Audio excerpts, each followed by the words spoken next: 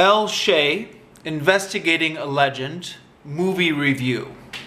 So this is a documentary that came out in 2003 about Che Guevara. I hope I'm pronouncing that right, El Che. I believe it was originally a French documentary. It contains a lot of interviews with people who spoke Spanish as their native language, but it was a French company that made it. And then I think it was translated into English, which they just a narration they redubbed over into English, and then the people who are speaking Spanish just have kind of the subtitles in English. I think that's right. Somebody correct me if I'm getting this wrong. Yeah. So as a documentary film, I really enjoyed it and would recommend it, but I'm really a sucker for these historical documentaries. And to that extent, I think people who like documentaries don't need somebody to recommend a documentary to them. Well, or maybe they do. Maybe they just don't know about it. But they don't need someone to encourage them to watch it. If you like documentaries, you'll like, yeah, I'll watch that. If you don't like documentaries, then you probably won't be interested in this. But if you're the kind of person who likes a good historical documentary, yeah, check this one out. I had, before I saw this movie, knew a bit about Che Guevara's life already. I had, in my youth, when I was interested in radical politics and radical history, had spent some time kind of reading about Che Guevara or kind of watching various videos about him. So there wasn't a ton in here that was new to me. But, you know, I just like a good documentary film anyways. The best part about any documentary film is kind of bringing up that old archival footage, you know, like the old newsreel footage or whatever. Because everything else you can get from books, but kind of seeing that footage is just fascinating. Unfortunately, there wasn't as much archival footage as I would have liked. They relied a lot on interviews. They relied, well, there was some archival footage, so I can't complain too much. But I would have liked to see more. To the extent that it was in there, it was fascinating. There was some footage of Che Guevara as a child. Yeah, interesting little trivia fact. Apparently, his dad was one of the few people way back then who had a home video camera. So we have like home movies of Che Guevara as a child. Then there's some footage of the famous bearded cigar-smoking Che after the revolution. Perhaps because this was a French film, there's some footage of the trial of Regis Debray. I'm probably mispronouncing that, in Bolivia.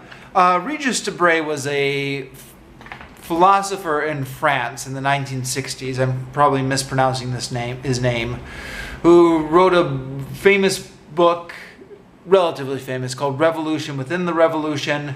Was a big fan of Che, and then went to Bolivia to fight with Che, which was probably a terrible idea because he was a philosopher, not a fighter. Ended up getting captured. It was a big deal at the time, although it's kind of one of those historical footnotes now that nobody ever remembers. But because I'm into this kind of stuff, I remember it. You don't see a lot of Regis Debray. It's one of those things that was a big deal at the time, but in any English history of the period, they kind of overlook this now. But because this was a French production, they spend a little bit of time on that.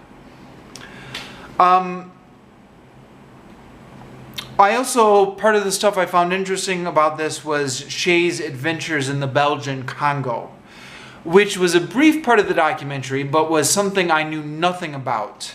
You know, you hear a lot about Che Guevara's failed expedition in Bolivia, but at least it seems to me that you don't hear a lot about his adventures in the Belgian Congo. So that I thought that was interesting. There is, of course, the thorny question of Che Guevara's legacy, which I'm going to admit right up front, I don't know. Even though I spent a lot of time reading about him and stuff like that, I tend to, because I'm not a professional historian, I'm an amateur enthusiast, I don't really know who to trust. I read one thing, I believe it. I read another thing, I believe it.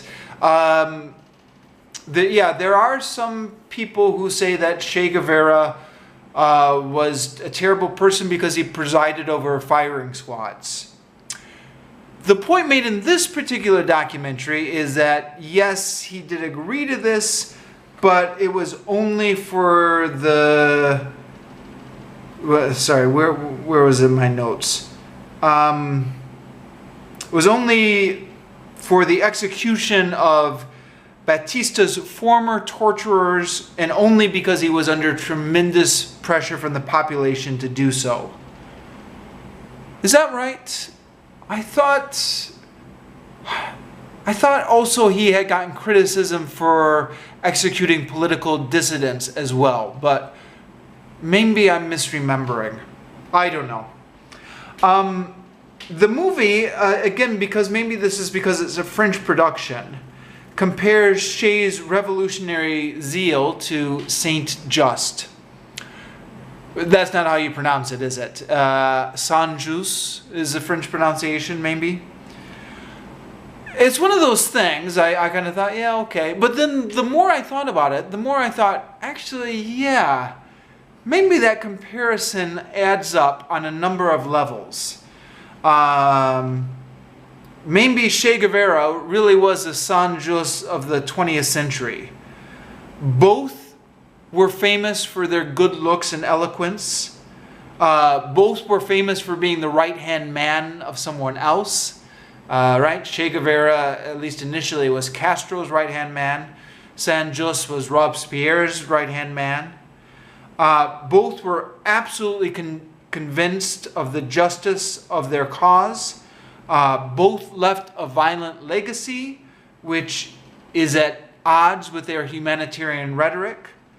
Both were captured and executed, and after their death, they became controversial figures, martyrs to some, demons to others. So yeah, I don't know what to make of Saint-Just's legacy either. No, actually, I think I do. His participation in the Reign of Terror was not forgivable. Anyways, it's an interesting comparison. I think I'm going to leave it at that. That's really all I have to say about this particular documentary. The subject of Che Guevara himself could fill up several more videos, but just this review of this particular documentary, I think I'm done with here.